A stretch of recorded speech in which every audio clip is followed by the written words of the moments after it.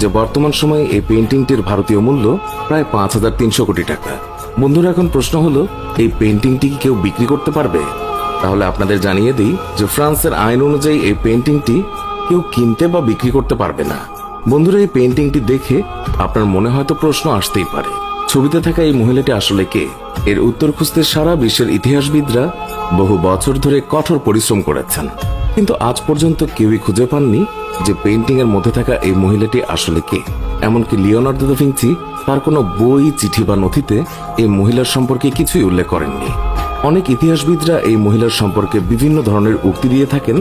কেউ বলেন ইনি হচ্ছেন ভিঞ্চির মা, আবার অনেকেই মনে করেন তিনি হচ্ছেন মাদার মেরি।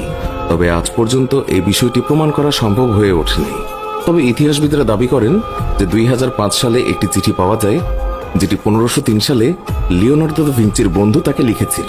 সেখান থেকে জানা যায় লিওনার্দো দা ভিঞ্চির বন্ধু ফ্রান্সিসকো দিল গিওকন্ডো তার স্ত্রীর পেইন্টিং এর উপরে কাজ করছিলেন, যার নাম ছিল লিসা। কিন্তু দুজনের ছবি দেখলে দেখা যায় লিসা এবং মোনালিসা তারা দুজনেই আলাদা।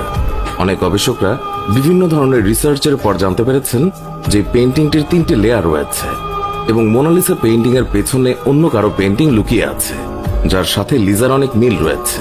তাই বিজ্ঞানীদের ধারণা লিওনার্দো দা ভিঞ্চি হয়তো প্রথমে লিজার ছবি তৈরি করছিলেন, কিন্তু কোনো কারণবশত হয়তো এই ছবিটি পরিবর্তিত করে একটি কাল্পনিক ছবি বানিয়ে ফেলেন তিনি, যাকে হয়তো আজ পর্যন্ত কেউই দেখেনি। এটি শুধুমাত্র দা ভিঞ্চির একটি ইমাজিনেশন। লিওনার্দো দা ভিঞ্চির প্রত্যেকটি পেইন্টিং এ একটি হিডেন মেসেজ থাকে। পেইন্টিংটিতে মোনালিসার বাম হাতের দিকে কিছু শব্দ লেখা রয়েছে, যা হলো লা রিসপোস্টা সি ট্রোভা qui। এটা আসলে ইটালিয়ান শব্দ, যার অর্থ হচ্ছে দ্য অ্যান্সার ইজ হেয়ার। বাংলাতে যদি বলি, এখানে তার উত্তর রয়েছে। কিন্তু এর সঠিক উত্তর আজ পর্যন্ত কেউই বের করতে পারেনি। একটি প্যারানর্মাল ওয়েবসাইট দাবি করেন যে মোনালিসার মুখটি যদি রাইট এবং লেফট দুই সাইডে রাখা হয়, তাহলে সেখানে একটি এলিয়েনের ছবি দেখতে পাওয়া যায়। এটা শুনতে আশ্চর্যজনক মনে হলেও দা ভিঞ্চি ওই জায়গাতে লিখেছিলেন দ্য অ্যান্সার ইজ হেয়ার। মোনালিসার এই পেইন্টিংটি ফ্রান্সের একটি মিউজিয়ামে অনেক সুরক্ষার সঙ্গে রাখা হয়েছে। 1951 সালে একজন ব্যক্তি এই পেইন্টিং এর উপরে একটি পাথর ছুঁড়ে মেরেছিল। তারপর থেকে এই পেইন্টিংটির প্রোটেকশনের জন্য একটি রুম তৈরি করা হয়েছে এবং সেই রুমটির তাপমাত্রা এমনভাবে সেট করা হয়েছে যে পেইন্টিংটি যেন কোনোভাবেই নষ্ট না হতে পারে।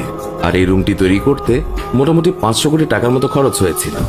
তো বন্ধুরা, এই ছিল রহস্যময় মোনালিসা পেইন্টিং এর সম্পর্কে কিছু অজানা তথ্য। আশা করি ভিডিওটি আপনাদের ভালো লেগেছে। যদি ভালো লেগে থাকে তাহলে অবশ্যই একটি লাইক করবেন। আর হ্যাঁ, মোনালিসা পেইন্টিং সম্পর্কে যদি আপনারা আরো কিছু জানতে চান তাহলে কমেন্ট বক্সে গিয়ে অবশ্যই জানাবেন। নিয়মিত এইরকম রহস্যমূলক ভিডিও দেখার জন্য চ্যানেলটিকে এক্ষুনি সাবস্ক্রাইব করে রাখুন। সবাইকে ধন্যবাদ।